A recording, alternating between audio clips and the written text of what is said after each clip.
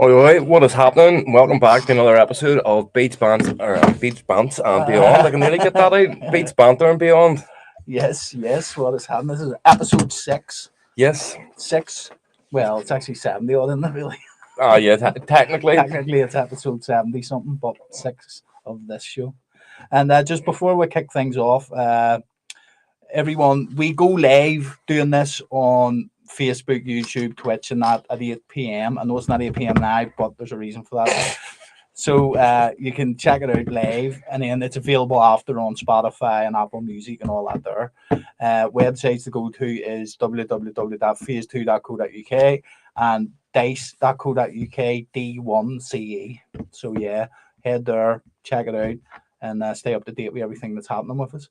And as well, as we said last week, if you are looking to get any classes or Ableton production tips or tracks done, anything, go over to belfastdjstudio.com and you can book in for us as their Ableton engineers there. So yeah, get on over to all those things and check them all out, but obviously after the show, guys. Yeah, don't be going now. So what is happening, Dave? Well, you've made me paranoid as fuck, Jason, haven't you? I know. Dave came in the studio today rather tired, and he was saying he didn't sleep. And for those who follow us and don't know, I am type 1 diabetic, and so's my two kids. But he went for a piss 3 times in about 45 minutes, and he's knacking water. So I was like, Dave, I think you're diabetic, sir. And we were joking about it, but I was serious. But then I didn't really want to hurt his feelings. And then I was thinking about it the whole time, going, please, God, please, no. And then he went for a piss when my missus came in. And I says, he's diabetic. And Heather being Heather was like, get the fuck, I'm testing your blood sugar. And it was 7. Yes, you've got me paranoid now. 7's high for a non-diabetic. See, I'm just convinced that you and Heather are putting some No, practical I joke. showed you Google. I know. But the only thing I will say is 6.9. It's not far away from 7. If you're 6.9, you're good. Yeah. According to Google. But I from still my think that I experience, just have some sort of bug. I was sweet yesterday. I had a shit sleep. I woke up. I really hope you're right. But I'm just telling you from my experience. After the amount of guff I give you on this for being diabetic, I cannot. Like as I've said to you, you must give off diabetes, like radiation or something. It's like like one of them Avengers films. Yeah, I'm like Captain Diabetes. He fell into the pit of diabetes. You're getting better, and you're like, I'll have to pass this on to someone. Don't he doesn't shoot webs; he shoots sugar canes. We sugar cubes. See, but the only good thing is, like my two kids, is they never got sick. We've never been sick with diabetes. Yeah. Jack's had a DKA once, but you'll be the same with it. I don't have diabetes. I'm fine. I'm completely fine. I'm not letting you fucking near me with that wee pricker again. That's it. What you don't know, what you don't know won't hurt. Well, blood sugar 22. How do you know that? Well, fucking right, man. Never tested. No, I was just tired. That's all. No. Well, fingers crossed that by this stage next week, Dave will be all diagnosed and either rock you'll be out of hospital. If there's no podcast next week, you know why. Well, I've seen enough of the fucking hospital this year. I don't need to see any more. Thank you very much. I know. I'm not paranoid. I'm maybe paranoid anymore. I know. 5 new tunes, completely finitoed. Yep. Busy day today, getting everything wrapped up. 2 new ones on SoundCloud now. Yes, Embrace the Night and the Saxy Back remix is now on SoundCloud. Yeah, 1 original, 1 remix. Love both of them. Embrace the Night is just it's a class wee tune. It is. It's sort of a mix between Eli Brown, Be the One. If you listen to it, it's very similar to that, right? But then it's also a fucking banger. There's no reverse or there's no side bass in it anymore. Yeah. It's just a straight kick and bass, and it fucking slaps. It's a nice wee tone to it. It's very emotional. Yeah, but it's a good wee dance floor number. Well, yeah. we hope anyway. And then the Sexy Back one, I just heard it on the radio and was like, that would be. That's not on that page, Banker. Oh well, sat the whole time trying to find something. But yeah, Sexy Back was just heard it on the radio and was like, that would be a funky wee number. I've never heard of it. I was shocked when you told me you hadn't heard that. Like it's such a big song. I know. See, whenever I went and listened to the original, I was like, kind of rings a bell. Yeah. You know what I mean? But I wasn't so I didn't know it at all. I didn't know who sang it. No, I mean, whenever you let me hear it for the first time down in the Belfast You were like, studio. where'd you get them? Where'd you get that Is acapella that from? is that the original? Is it good acapella? Or where'd you buy them vocals from? It said first. But that was like my 16-year-old me would be disgusted. Like, oh, Justin Timberlake, NSYNC and all that there. Nah, don't be doing that to yourself. And now you're just like, yeah, I'll be a fucking funny wee tune to stick in there. All we need to do now is dye your hair pink and NSYNC. Buy a bigger size of earring. Oh, Jesus. I was actually talking about that last night about our escapades of coming back from Dublin with Pajamic. Our rap battle the whole way home of just going through that whole Marshall Mathers LP. Unbelievable, man. We Kev didn't know what to do, did he? But that's you can't go in here. Can I stick this tune on? We're like, no, stands on next. But that's it. People think that we're just proper dance music all the time. Once we finish a gig, like unless we don't always listen to tunes on the way home on a Tuesday, but on a Sunday it's just normal tunes or on the way home from a gig. Like, what was that radio station we found coming down south? And it was like all classics. The 90s, whatever radio station. But once you got past a certain point of the mountains, then it started cutting out, and then you got a wee gap in the mountain. It came through again. That's right. But that was a Wattenway radio station, and that's it. It's just listening to the tunes that aren't dance music. I told last night I couldn't sleep last night, but like yourself. See, that's one of the problems of being diabetic sometimes. I am sometimes not your blood sugar's so high that you just can't sleep. Nah, but I couldn't. Sometimes I'm just so. I had a lie-in yesterday, and my lie-in, I didn't get out of bed like 12 o'clock in the afternoon. The only reason I got out of bed is because my dad banged the door. I was like, oh fuck shit, I had to get up. I was out like a light, but I couldn't sleep last night, and that's not like me, obviously. And so I was listening to Headhunters, a countdown 2008. Yeah. Normally I told you I go to bed listening to fucking like diaries of German soldiers and fucking Stalingrad. Like I go to bed with listening to some weird shit. But I went to bed and made see after 15 minutes. I was like, you can't be listening to it before you go to sleep. And then I went on the Zanny Sensation Black 2009 with Deviate. I was like, fucking hell. That was brings back memories. Like see that 2008 countdown set from Headhunters. Yeah. I had that on a CD, and I used to carry out CD Walkman about. Yeah. Fucking listening to it all the time. Loved it. But that was it. Whenever you, again, I think it's not even like an it's not just a music thing. It's like an age thing. As you get older, you there's a certain point. Like a normal person, obviously it's our job to find new music and keep up with current trends of how music's going and stuff.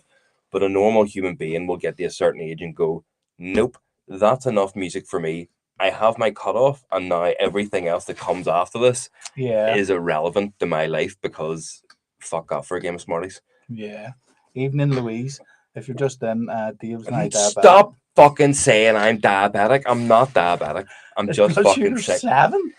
But I agree with you. Like my dad doesn't go about.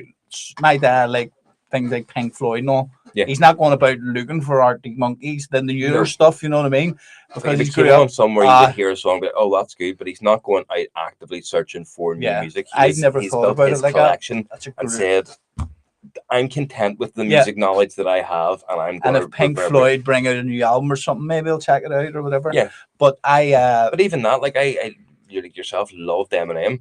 But after the Eminem show, the third album, I switched off and I wouldn't go back and listen to it. That I checked out like the only two I really liked was the Slim Shady LP and the Marshall Mathers LP. You're going to say the Sinn Féin LP there. I checked out the Slim or the Marshall Mathers LP too. Yeah, it was a load of gack like. Yeah, it was a load of shit. Fucking ended up paying for it twice on iTunes because the way I'd done it, I paid for it and it gave me the non-explicit one. Oh, so I was like, no. So I had to buy it again. It was like fucking 12 quid and I had no money back then. I was broken. See, actually, speaking of that reminds me, whenever I was younger, I was a good little boy, and heaven forbid that I should listen to music that had swear words on it. So a fella in my class at school had done me a copy on cassette tape of the Marshall Mathers LP. And this was like having fucking hardcore porn to me. I was like, shit. I was hiding it under my mattress and all, just in case my man and dad listened to it. And they're like, oh, what's this you're listening to? So then we went to America for one of their business trips in the summer. I think it might have been Canada. And my mission, I heard word this before fucking Google and all this here. I heard word that you could buy censored albums. I was like, okay. Right. So they went off in their business thing, and I went off because, this was 20 odd years ago. It was fine for a 15-year-old to walk about Canada on his own. And I went to some music store. I was like, do you have like Limp Bizkit and Eminem, but the censored albums? I'm like, yes, right this way, sir. And I got them, mate, and fuck my life, it was great. I was like, yes, I know what they're saying, but you now... like wee Kevin. Here, can I stick this one on in the car? I say, look, there's no bad words in this one. It's okay. It's okay. There's a song on Mate, see what you're saying there. We had a now, I think I've prefaced this before on the podcast. I always run about with people who were like 3 or 4 years older than me. Maybe some of them were even older than that. So they had a porno. Do you remember the game Driver? Yes. It had the driver sticker over it, so it looked like the game Driver. And I was only in P7 at the time, and they were all like, here, do you want a kid? No, like he's rolling me. I was shred. Fucking went home, stuck it in. It was like, I remember this day, fucking, it was your woman in her flat, and then these 3 men burst in with, do you ever remember Phone Jacker? Yes. So then Willie fucking balaclava faces.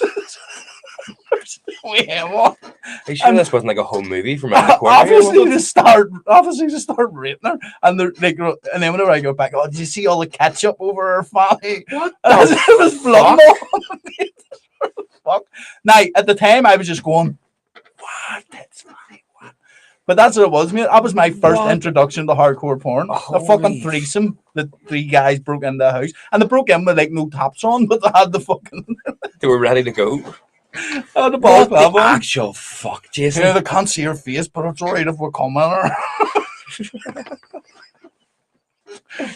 Covering the fucking CCTV and all. No one had CCTV in their houses back then. But they were covered in spunk. You'll not see Here, watch that ring doorbell, mate. Jesus Christ. I mean, I remember that. I remember giving it back. I couldn't tell you the first porn I watched, but Jesus, that would scar you if you see that. I was really young. I was P7. I was in primary school. Maybe even younger than that. I remember also these same fellas. I scraped I scraped 250 as a kid in school to get a quarter of a 10 deal off them. And I was running about this, but I don't no clue what I'd even done. How to roll joints, how to do anything. And I never like smoked it properly. Yeah. But I was in primary school with a bit of a quarter of it. I was probably less than that. They probably stroked the fuck out of me, obviously. Right. And I was running about this bit of dope, and I was so good at hiding that thing. And then I can't remember. I think I just ended up giving it to someone. But see you saying that though, like that's one. That's the same age my son is now. That's nuts. Yeah, because Jax is in P7. Yeah, that's fucking mad. Well, but sure, you don't know what he's watching on that computer now. The bedroom door's getting closed more and more every week. I get notifications of that, right?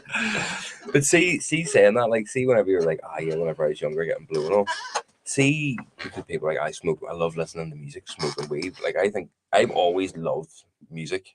Like, again, I think we've talked about this from a previous show. I started wanting to be a rapper. Like, that was my thing. Made beats, wrote rhymes. Then was like, check your accent, mate. No. Check your accent, killing it all the time. Yeah. So, but butchers in the house. See sitting smoking weed and just listening to tunes in your youth, it was fucking great. Because you were on this journey of discovery, and because you're going through puberty and you're finding yourself, you're trying to find your identity. You're finding loads of great bands and artists and being like, okay, well, let's see, like, if I like this, or let's see if I like that. Like, there's lots of bands that I like that I wouldn't follow them, but I love all their great, like Foo Fighters. I would never have said that I was a Foo Fighters fan until the other day. I went on their playlist and seen all the songs of Foo Fighters that I liked, and I was like, fuck, you forget how many bangers they actually have. Yeah, I was thinking earlier, whenever you come in, I was like, hey, here, I was listening to these last night. We went through a couple of them sets. Yeah. And like, see that when we're listening to the Zanny one and things like Arrays and all them ones were coming on, like, how the fuck did young me find that good? Because it was, I told you, like, I had old me still finds it good. But what I'm saying is, like, it gave me goosebumps. I said, holy fuck, man, I have goosebumps up out there. The fucking thing, we shall oh, rise. rise. And I was like, what? Man, I just picture myself being in Sensation Black. But again, what the, like, it's so unconventional. It's so out of the box hard style. But again, Especially because, like, see, even them tunes, see now, hard style, you can relate to them because of some of the lyrics and the thing. Like, Troops of Tomorrow. Like, what does that even mean? yeah, it was Do you know just what I it mean? was just gibberish. It was just gibberish, but it was the tune around it was But so as you incredible. said, did you hear him play that at Sensation Black? I don't know, mate, but Because possibly. I always find with especially old hard style and stuff, when you listen to it, like the tunes are bangers, because it's like when we were talking about it earlier, the quality of them is terrible in comparison to today's I music. mean, see if we knew what we knew back then when they Oh, were making yeah, them, we'd be the Jesus. fucking kings. Like, But it obviously has evolved massively. But whenever you listen to those tunes, you're not listening to them to go, yeah. oh, that was a banger. Like, nothing else matters. You listen to that and you think, Bebo flashbacks, this moment in my life where I heard this, or I was doing this thing when I heard this song. Mate, and it brings you back. that was my fucking, the way you put a video on your Bebo. That's what I mean, The Bebo whole flashbacks. time, mate, like it would never But change. that's where it got big. Everybody had that was their Bebo flashbacks. The climax The one. big green lasers and all. Everyone had it. I think I had Zanny playing David Sonar Reactor at DEFCON. Yeah. One as well. But But that's it does. You're tunes, listening. It's just bringing you back. Yeah, it brings you back to your early rave days and what you fell in love with when you were just discovering this new style of music that you knew nothing about. No one knew anything about. It was fucking weird. It was weird, man. Yeah. It was really weird, and like some of them people- Donkey Rollers tunes and all aye. were just mental. But like the fucking Yeah. Like what the fuck? There's one, not even a word in it. what do you call the one It's amazing, the fucking with the witches on it?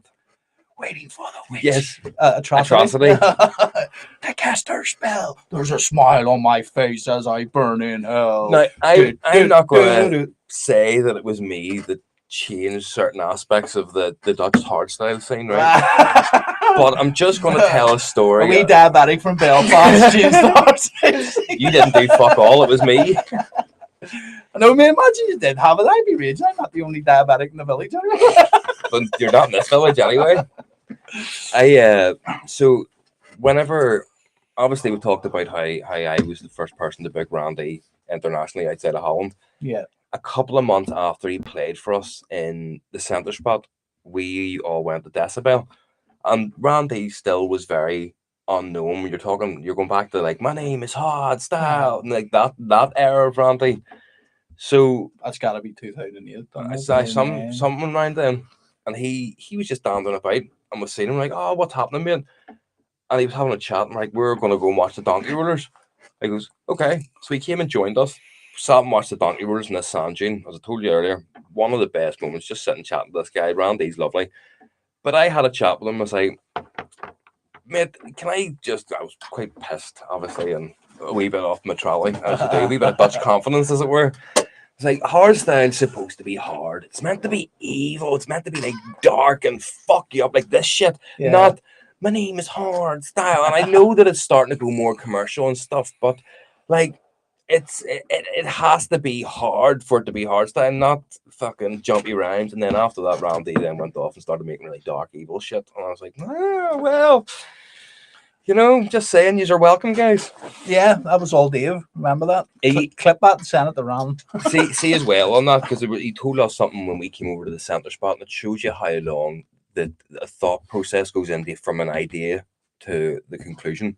So again, around about 2008, 2009, when we booked him, we were talking about different projects, and he's like, yeah, I have an idea for this project using Ableton Live, and it's a full stage show, and this, that, and the other, but I haven't quite worked it out yet.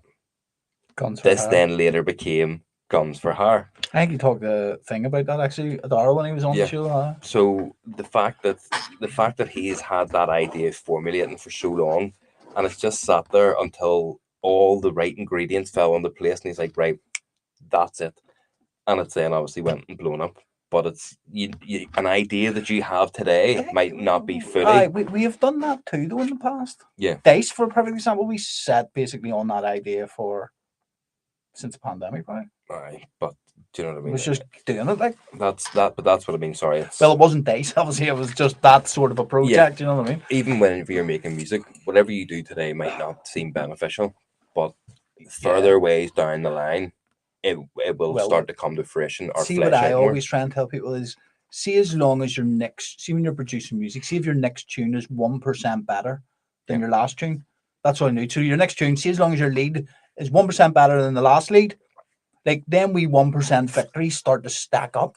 1%, 1%. Next minute you're at 80%. You're like, fucking yes. And then you're 100%. You're like, I'm smashing this here. Like, don't see people go into it all and, oh, right, we have this big grand idea for a project. We're going to do this, we're going to do that. Very rarely that works. See, the ones that work is just the flukes, like Just off the Dara cuff. downloading fucking Put 'Em High. Yeah. Like, he didn't, there was no grand plan there. No, It just he happened. just wanted to do a remix of that tune. Casso, boom, fucking, do you know what I mean? There's no real grand plan for anyone who blows up or does things. It's just those wee 1% victories time after time after time. But even as well for ourselves, there's tunes that we've been like, that's a fucking class tune, and it hasn't got as good a reception as we thought we would. But tunes that were like, that's decent, have done really, really, really well. The ones you weren't excited about do really well, and then the ones that you're really excited about don't do as well. But it's because you're your own worst critic. You put your heart and soul into every tune, and you have little bits that you think are your favorite, but it's also the ones that do well are the ones that are done the quickest, and the ones that you spend more time and love on don't do as well. But it's because you nurtured that a little bit more than the wee ghettos or the fucking Badadans or whatever it is. Yeah. I mean, the ones that go dead quick and then they're out, and the next minute you're fucking getting hundreds of downloads. It's like, fuck, happy days. But you don't spend as much time. This is what I think. You don't spend as much time with the tune. So the ones like Love the Rave, which done really well, but we spent a long time making sure that was right. Yeah. But that was, again, I was doing an experimental level. There's D. Willis in. What's happening, Chum? Hope you're keeping well. Long time no see. You want to inform him as well? Dave's diabetic. And we've got 2 new tunes on the Dice SoundCloud. Go check it out. So, so back on our whole new wave of themes of music, mate. Let's get into fucking some of the stuff, because again, everybody just knows us from our dance music ways. Yep. But dance music has only been a very small part of our lives in the grand scheme of things. Yeah. So, like, we'll break it down, right? We'll go childhood, teenage years. Yeah. Now, right? So when you were a kid, what memories do you have of the music that you liked or that you were into? That's what you can say. Rob C. Nah, we're joking. Whenever I was from the road, I was pretty vanilla when I was younger. Like, Dido, always loved Dido. Like, right. And I remember having a Dido album that I played on repeat. And this would have been around 2001 too. I remember you telling me about this, and I was like, "Are you kidding me?" Like, I love it. Obviously, I was introduced to Dido from the Marshall Mathers LP1. Yeah. Which she done Stam with Eminem. And then I was like, fuck, her voice is class. And I didn't realize, see all them tunes, like, she already released that. Yeah. And then he just remixed it. Do you not know I didn't realize that back then. How he got it? No. So he was on the phone to, I don't know whether it was her manager or his manager, but whoever it was in an office where a guy was doing A&R for tunes of Dido. Yeah. And he heard that playing in the background and was like, what's that? And some guy was like, oh, it's this British singer. And he goes, get me the rights to that. I have an idea. Is Dido British too? I didn't know that. Yeah. Fucking right. Do you know what Stan means? Stick something. Stalker fan. Ah, yes, I do. We talked about this on the show before, actually. Did we? Talk about so much on this show. Of course, you're going to repeat yourself. I've done that, man. Dido was but Dido, a big surprise. I love Dido. And I still see on like my YouTube thing, I have all her songs in a playlist, and I'll fucking still go back to it sometimes. Wee bit of Janet Devlin. But that was way after. That was like in the teenage years.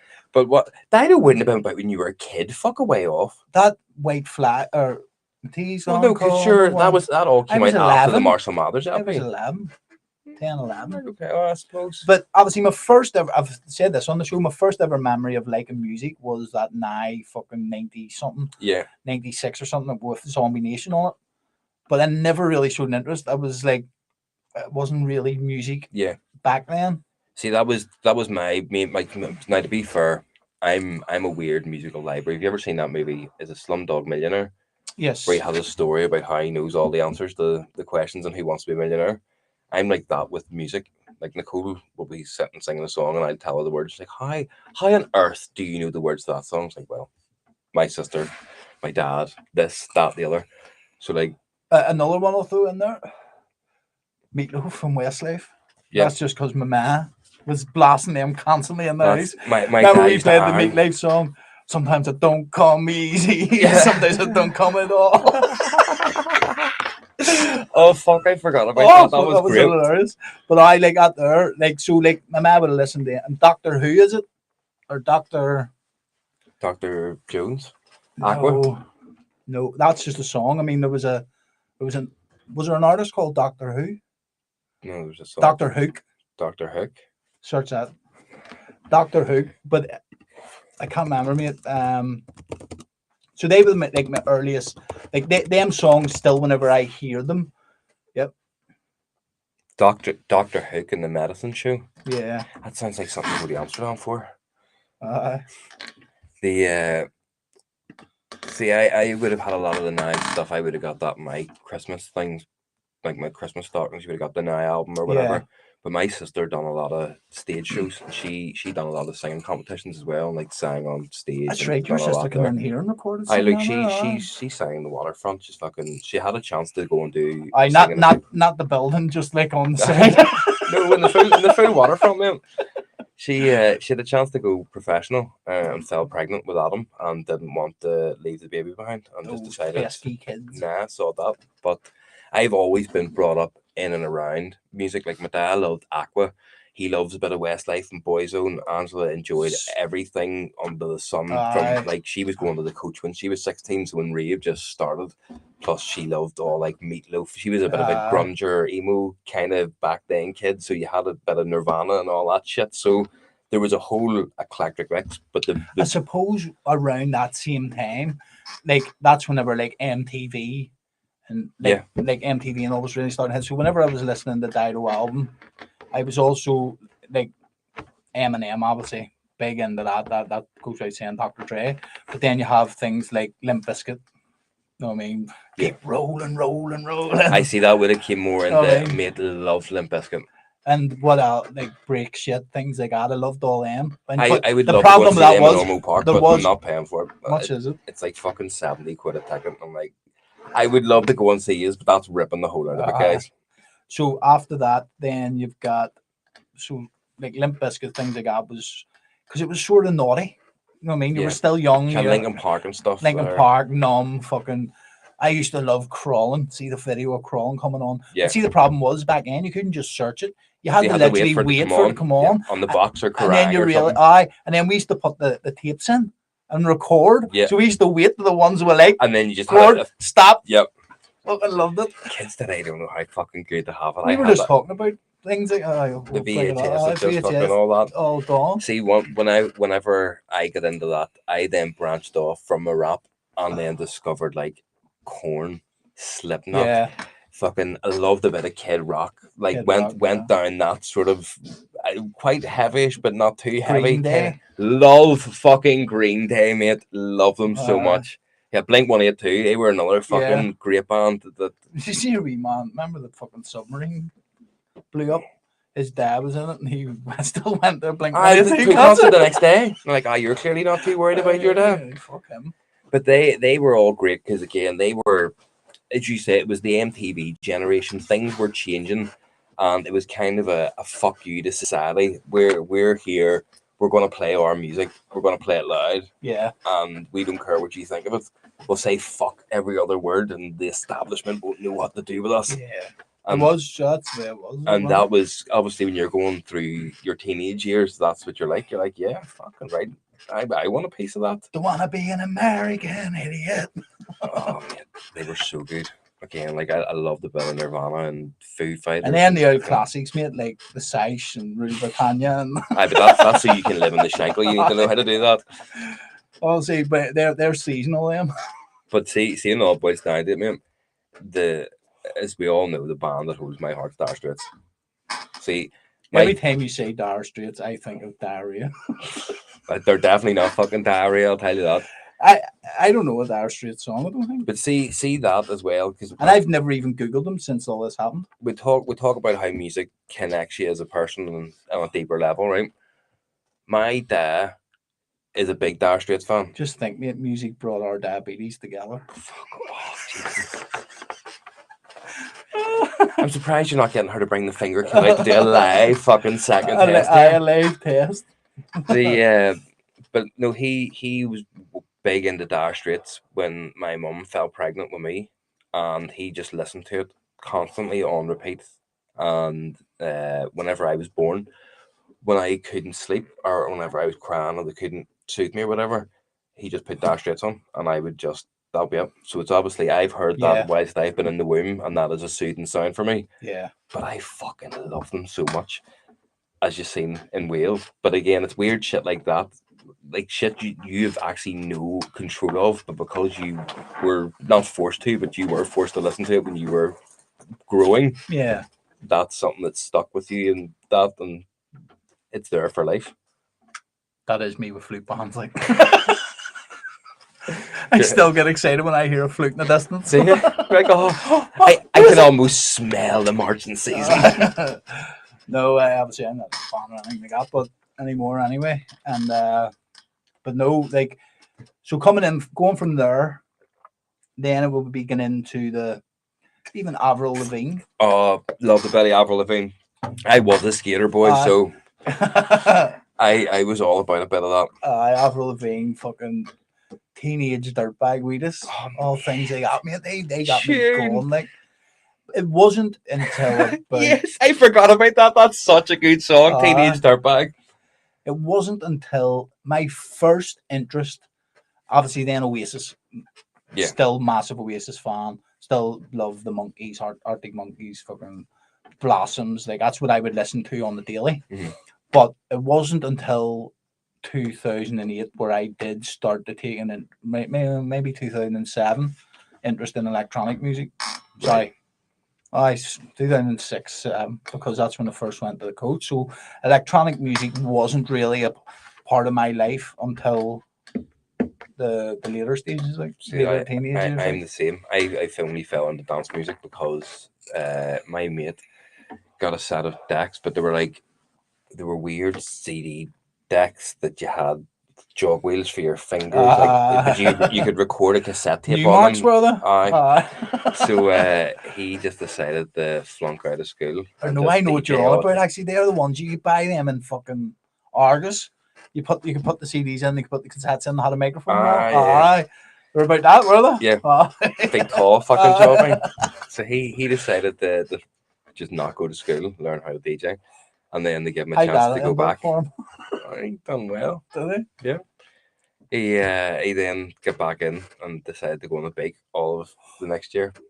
Or no, he didn't get in trouble. He still done his exams and all, just didn't go to school and just was flat out doing this. And because you were up in his house doing fuck all, you were forced to listen to these tunes. Like, this is a load of bollocks, because it was a game when I was in my fucking Korn and Slipknot, my baggy jeans and fucking all that there. I'm like, what's this? Chain wallet and all. And then I heard UG hardstyle disco. Fingerless gloves. Mate. No, I never had fingerless gloves. No, I did have a chain wallet. Definitely had a chain wallet. Had the big. You had a chain. You didn't have a wallet. I had the jeans that fucking went down over, like, had the cuts on them because you'd been walking on the fucking backs of them. The big fat skateboarding shoes. A big fucking, like, 10 times too big t-shirt and all, backwards hat. It was cool as fuck. On? No. Not go for. It's not called guy liner if I fell over. Do you remember what the first piece of music you ever bought was? The Next Episode. Fuck, that's late into your life. Yeah, it was a single too. Yeah. I was out with my man and dad, and we were like in Newton Ards. We went to Bangor and then went to Newton Ards, and then we were going down to Portaferry, to go to the aquarium and go over on the wee boat. Yeah. And when we were in, like, I don't know what it was, Wilco or whatever the fuck you call it. It was in Newton Ards. It was on sale in the thing, and it was the Next Episode. It was the Next Episode release, was it? Not on the Chronic. 2001. So that was the first. It would have been the first one. I remember. I didn't even bet with my own money. They bought me it, but it was the first time I think I ever asked for music to be bought. Now, I definitely heard the Marshall Mathers LP before that, but it was one of them ones like a friend of the family's son. I copied My it or man, lent it dad's or friend's yeah. big son had it, and he goes, Like, or check out delete, it. yeah. I'm like, and see, still to this day, like whenever you listen back, sometimes I still hear things that I didn't remember because I didn't understand the context of the Oh no, songs. you were just just loving listening. that there was bad words in Yeah. the music. You were like, all I could hear was fucking slut. And Yeah, this, you're like, oh my god, what's this? But incredible. Like. But as once you listen back to the lyrics, you're like, Jesus, that is actually so descriptive. Yeah. What was your first one you bought? The first piece of music I ever bought was a vinyl record, and it was the Mr. Blobby song. Nah, that might have been bought for me because I remember Blobby. No, but I Mr. I Blobby. physically remember going in to buy this. That was the tune, yeah. He's the greatest in the land. Mr. Blobby, he's the one that sticks his finger up his bum. And then I remember buying. I have a very terrible music history. I bought Bewitched. Oh, hey boy, sitting in a tree. Loved a bit of that. Come I for got tea, don't be shy, sailor. gotta let me in. Hey, I huff, yes. I blow you away. Say you will, say you. Yes, I like that song too. What else? I loved a bit of Aha, Take On Me. Here, I was so good at that. They're fucking copywriters is going to get us like. What else? There was. I loved a bit of Steps. Yeah, Steps. My mom was well in the Steps. Tragedy.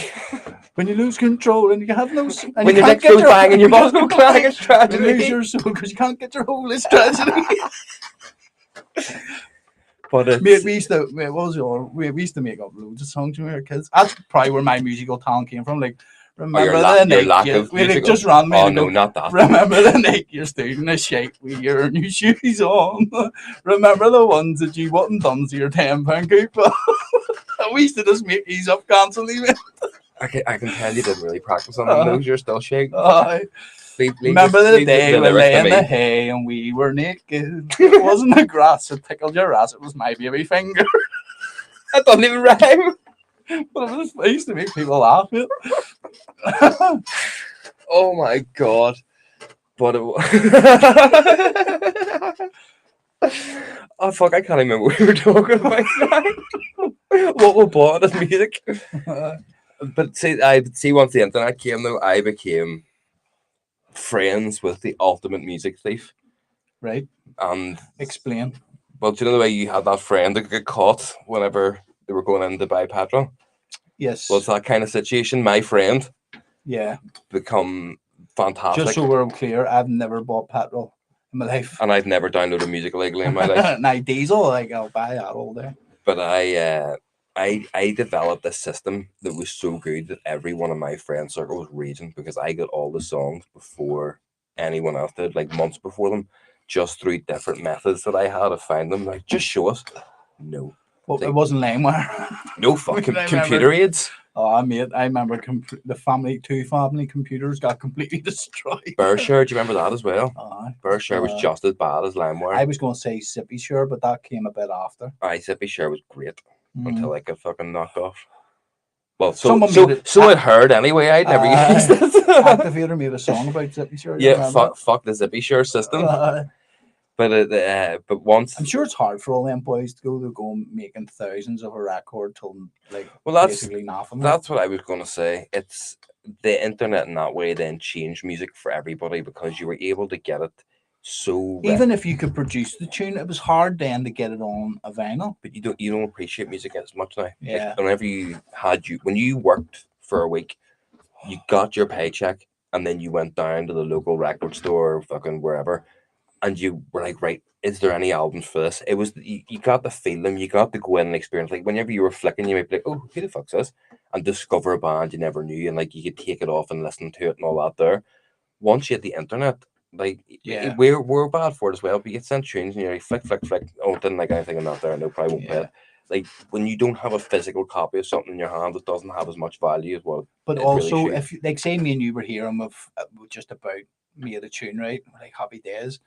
It kept the market clean because if we went out and says, right, we've made this tune, the only way you're getting it pressed en masse without paying for it yourself is to then get it signed to a label. Yeah. So it kept the market clean. It was only but then also that meant the labels were the gatekeepers, and then you don't find artists like underground artists like Raya. But then the problem is today that the market is so saturated because it's so easy to set up an online record label and just release the biggest load of muck. We have seen that there this past week with labels trying to sign some of our music, and you're like looking at them going like, what? Yeah. Like, there's no way we would release there. It's not even that. Whenever you look down just some of the fucking tunes that are out, because like again, we all know that algorithms are key, and when you go on and you see, maybe not so much in Beatport, but like other download portals, and people are posting up going, oh yes, tune sitting at number 2, and you listen to it and it's not that good quality. It sounds like it's an audio rip off YouTube. It's like what you've done is got like 10 of your friends to go and buy that, and that now skyrockets you up to the top of the charts. It makes you look class. And then people who, especially in Beatport, you have the option to just buy the top 100. Yeah. So people just go click. Some lazy DJ just go click buy the top 100. That also then adds a sale to you. Yeah. And it's, again, that's then accepted as, oh, here, well, fuck, that must be where the market's going then, because that there's accepted quality. And that's why music's getting shitter and shitter and shitter. I never thought about it. Like, that's a good way to look at it. Yeah. Because, like, don't get me wrong, the best tunes right now are so simplistic. See, I know that the fucking death clock's ticking now with his diabetes, mate. So I'm starting to get wise in my fucking old age. Get life insurance now before you're diagnosed. And get I need a couple of weeks, get life insurance and get critical illness cover on it. Wait a few weeks and then go to hospital. She told me I'm gonna have to go to hospital after this. Fuck's sake. You'll survive a month, mate. Delete this podcast if you're fucked. Nah, that's all right. We all know it's a joke. But it is, mate. The music scene now, the internet has single-handedly destroyed it.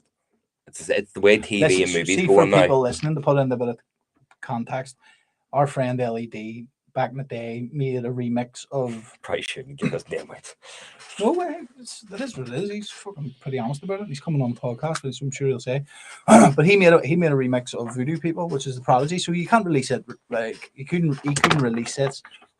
He couldn't release that as a remix. It had to be on white label. Yeah. He sold thousands and thousands of copies and made 20 grand off one record. Yeah, of a bootleg. I don't think we have ever made that.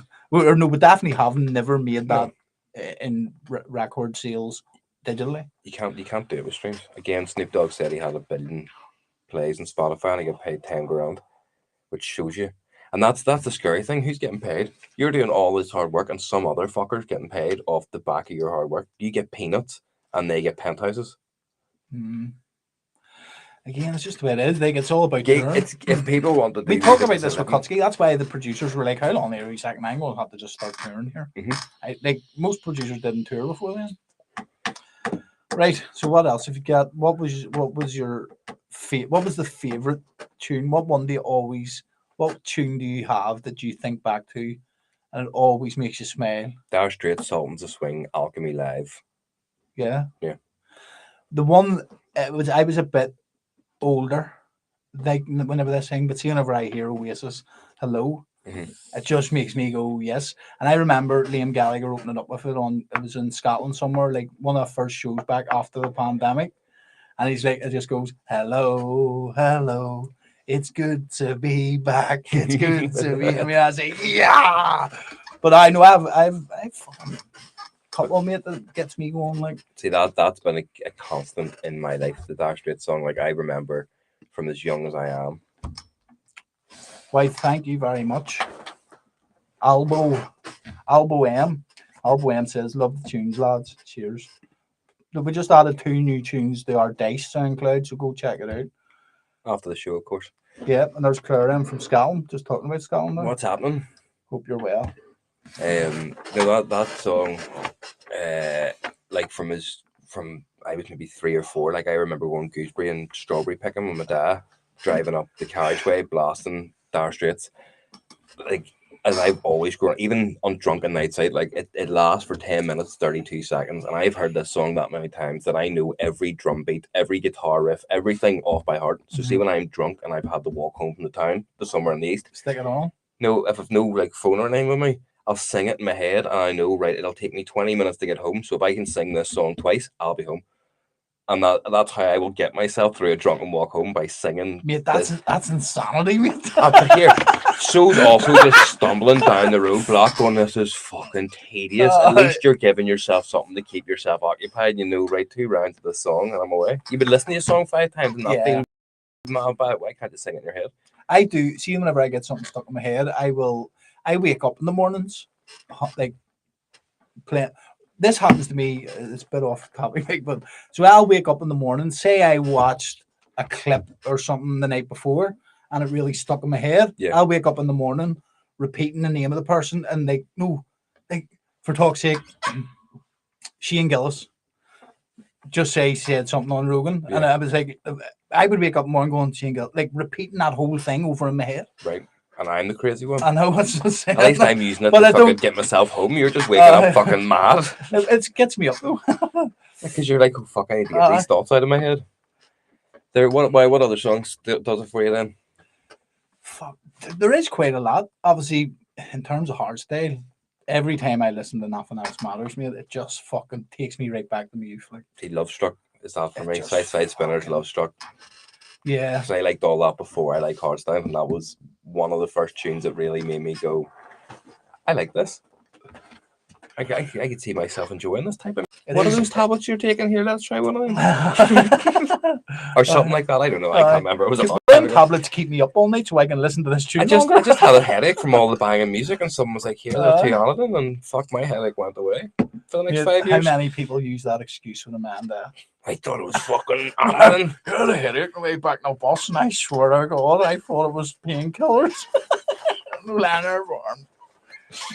Curled up like a pretzel. Fucking it happened. The first time you think it was like, but no, either. So like in terms of like, I don't know, mate. See, still now Westlife banger comes on me, and I'll fucking sing every word of it. Like, okay, well here's one for coast you. To coast. Is that your guilty pleasure? Westlife? Nah. I suppose Dido's my guilty pleasure, mate, because it's so off. Yeah. Pink. I like Pink. Yeah, no, Pink. Oh, I know you like Pink, but yeah, Pink the artist is good. That's not the Pink I was talking about. Pink with an upside down question mark. Aye. No, I enjoyed a bit of Pink, but I wouldn't say that's a guilty pleasure. She was kind of still grungy and rocky. Define a guilty pleasure. A guilty pleasure to me is something that if you were to say to the normal person or people that don't know you, I enjoy this thing, you'll probably feel a wee bit scundered. Kelly Clarkson. She's a few bangers. Since you've been gone. I'll give her that. Like, but yeah, it wouldn't be something like if you walked out and were like, I love Kelly Clarkson. Yeah, it's like you saying I love Dido. Dido would be one like definitely off brand. Like if you were sitting down in the fucking bar and I was like, oh, here, who do you like? And you're like, Dido. Like, here, do you want me to get you an apple martini instead of that pint? Here, do you want a Diet Coke? Mine would be Girls Aloud, man. I love a bit of Girls Aloud. Yeah. See, whenever the Girls Aloud came on, especially see back whenever I was living in Lurgan and all, and you went up to the wee fucking disco and someone dropped a bit of Girls Aloud. It's like, oh, get me to that dance floor, I'm away. That's normally what happens when you get double vodkas and red for fiver. You're fucking love. Oh, I'm just a fucking love machine. That's right, love machine. I Girls Aloud, nah, that's off brand for you too. Like, especially you're fucking saying, "Man, love Slipknot, love Korn." Yeah. Oh, I hear. Imagine that playlist. Be really fucking your algorithm there, like with it.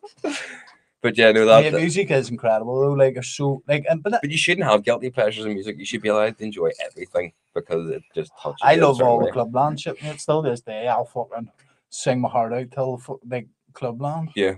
Remember the old ones like DJ Rankin and all. Mate, fucking outstanding. I remember Children of the Night. We are the children of the night. That was a fucking boss tune. Come on, the fuck. But it was again. It's. But there's what I'm saying. It's a memory. As soon as I said that, I was like, I remember on the back of the bus coming home from school. Yeah. listening to that tune. I remember walking just around the Wheelfield Park with a Sony Ericsson Walkman. Yeah. And then I am the children of the remember you night. could get the wee speakers that plugged in. They were like that size. Yes. Yeah, fuck, we got an extra 2 dB of sound. I bet you lost 20% of your battery by plugging it in. I mean, it only lasted 3 days instead of 5. Even that, like listening, I remember whenever we used to go camping up in the back fields in the summer, and we used to get either a bucket or like a plastic cup, and we would have set the phone, or do you know what used to be really good one? See, we forgot it. See if you got like your MP3 player and you had, remember the dangly headphones that went down each ear? If you dangled that down from the roof of the tent with a cup over it, that also turned them into a speaker. We were like, fucking yes, you had your torch shining down on that, and you had like a speaker light, and you just sat there and got baked all night. Whenever when we used to go to that Barcelona race, obviously, but when you're going, you never ever think about fucking bringing a Bluetooth speaker, because it's pretty accessible these days. Like Pringles box, put it in, cut the thing, just straight out. Yeah, I used to work at street. But again, see, then all it was, me and Jordan just fucking blutered my dad or fucking block just singing Wonderwall and Champagne Supernova and all the residents going. And then that's when he turned into, get me an ambulance, I'm diabetic. I don't know where these puncture wounds came from. You'll have that experience soon. I fucking won't. See, speaking of Limp Bizkit, I've seen something earlier on, somebody put up on Facebook, and it fucking... Is Corey Feldman touring with him? Corey Feldman? He's touring with Limp Bizkit. That's him at Michael Jackson level. Are you sure it's not a different Corey? I highly doubt that Michael Jackson's accuser. Google it there and see. Corey Feldman. That boy's a weirdo, like. Corey Feldman? Feldman. Still alive. Supporting Limp Bizkit. What a random fucking search. Alright. Eclectic support from actor singer Corey Feldman. I mean, he's rapper Bones. He's running about singing in like community centres, and now he's going out with Emmons. Must be a management thing or something. Right.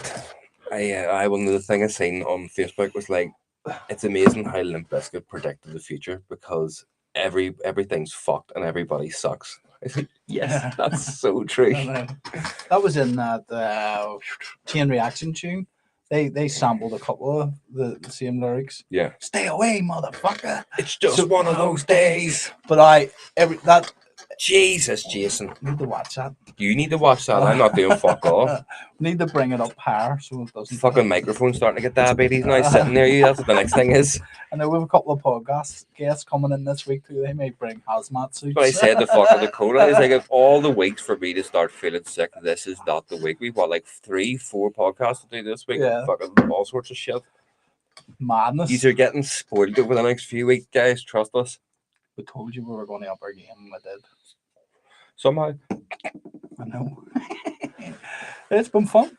Limp Bizkit has bangers. You know it, Albo. They do. Limp Bizkit have full bangers. Like, see Rolling. See now, if it comes on the playlist, the car Aisha's in the background. Oh, yeah, you can't go keep rolling without that there. Like, not a chance.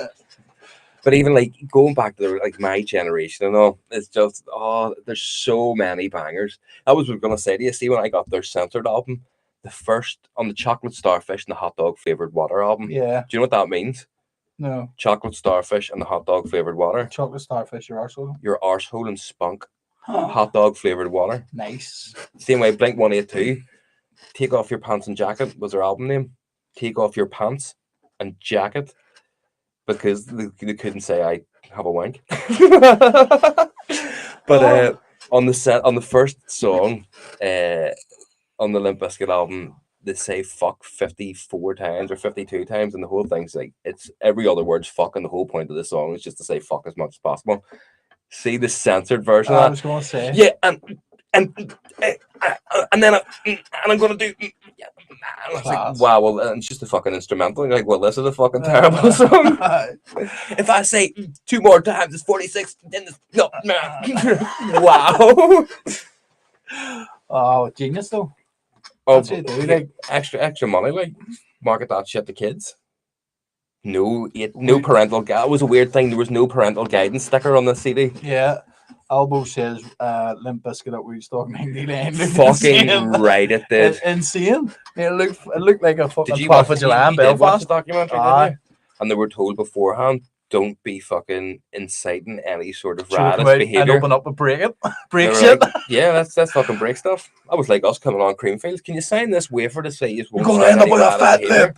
lip. And I just, I know. was raging about that. No, we had to sign a waiver at Creamfields that we weren't going to do mosh pits. But I thought that all the artists got that, and then we spoke to them as they came off. Like, did you have to sign that? Like, no. Why the fuck did we? Guess what? Well, We've done a mosh pit. we fucking did. That's why we haven't given back. Because we broke the terms and agreement. I signed it. You didn't. They can't bring you back though, like me. I'm a Can't talented bring one. Dice back. Can't bring me anywhere now. I've got diabetes. Yeah, you are just going to be the producer because I'm 10 years. I have 20 years experience on you. You can start touring again 20 years. Oh, see, you can't give off of me now. If I ever was sleeping in the car, like, fuck up me, I'm diabetic. See how you fucking like it's been used against you. Oh fuck! Have we anything else there? They were fucking. What's everyone at in the chat? Seems to be a few boys there and gals. Did you ever listen to The Offspring? No. They just sprung into my mind. Love the fucking Offspring as well. But again, well, I was more No, I don't even metal recall and them. rock than I was. Do you remember Bowling for Soup? No. No. I was even whenever I started listening to all that, I was more into like Stone Roses. You know what I mean? All the indie stuff, Blossoms. I see that. I was too. That's Coldplay. Let's not it was forget too, about it was too Coldplay. feminine for my taste back then. I never knew. I was never a fan of Coldplay. Like, I'll give them credit, music class, but it just doesn't do it for me. They were all like fucking 7-8 minute songs. But it was all yellow. Uh, Like, his lyrics and all are class. But their it's just shows are insane. Have you seen the shows Ah, for the yeah, bracelets yeah, and all? yeah. Fucking incredible. But that's what you want to see. If you're going to go, like, again, Taylor Swift. Donna says that she, yes, boiling for soup. Boiling. Explain boiling for soup. Bowling for soup, not boiling for soup. Sorry, mate. The There's a glare on my glasses. it was not wearing glasses. Contact lenses. I had to do a double take there. I was like, is he wearing glasses? I'm not wearing my glasses. Bowling for Soup is just a rock, like, it's a wee grungy skater band. And Yeah. all the girls that the bad guys want and all this here. Ah, yes. I know well. Oh, do you remember fucking Stacy's mom has She's got got it going on? Can't you see? You're not the See, girl. they were for me. fucking bangers back then. It fucking Alien Ant Farm and Sum 41 and all. They were fucking great wee bands. And then everything just got a bit fucking muddled. Music's gonna merge to a point where there isn't really genres. There It's isn't, just because gonna be. whenever we were uploading them tunes earlier, I was like, what genre is this? Yeah. Like, we had 2 tunes and we had, like, we don't know what genre it is. But It's dance music, obviously, and it's fast and it's banging, but it's like bit of trance, bit of hard dance, bit of hyper techno, bit of like, what the fuck is it? So we're already in a situation where I don't even know what. Like, see, whenever there's people, too many. we were on subgenres. TikTok live the other night with we Dawn, and I said to him, "What are you making?" He goes, "I said, you're just making pure trance." And he says, I'm not doing that bouncy banging stuff." It's like, now I know what that is. That's what Billy and all are doing. But like, what is it? Like, what's the name of it?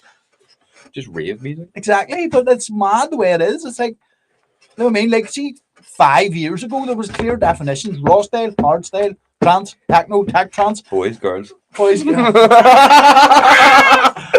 Yes. And on that bombshell, everyone.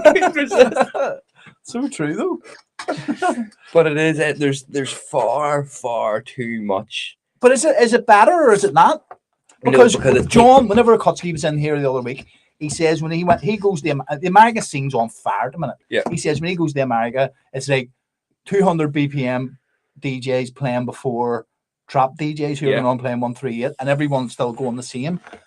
Like, you are sort of restricted in what you do by doing things in order over here. Yeah, but I think what part of the problem is now, because everyone does it, and again we touched on it earlier, you can set up your own record label and everyone wants to put their own spin on stuff and create their own style or sound. People are uploading shit and going, oh, this is skid mark pop. And you're like, what the fuck is that? But because they've got a bit of a following and it kicks off and people are like, oh, this skid mark pop must be a new fucking thing. Like, we man is like that hyper techno. Yeah, just hyper techno. What it is it's just slow down bounce music. It's slow down Andy Whitby. But it's And a wee bit of a tougher kick. a different name. But everything is just rave music. You've got your fucking staples. You've got your house, techno, hardstyle, trance, and then I said, see from now on, rave. if it comes on if I can clearly define it as hardstyle, it's hardstyle. Anything else is just rave music to me. That's it. It is just because you're going out to rave and just have a good old fucking time.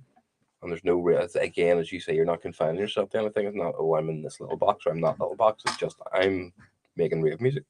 So there we go. There we go, everyone. The rave is the way forward. Yep, keeping the rave alive. Yep. Peace to our brother John. Yes. So yeah, let's go and do my second finger prick, Bubba. Yep, let's see if Dave is diabetic. Let's go and get a finger prick from another prick. Yeah, guys, again, just go and check out all the websites from the start of the show. Not going to go through them again because I'm too tired now.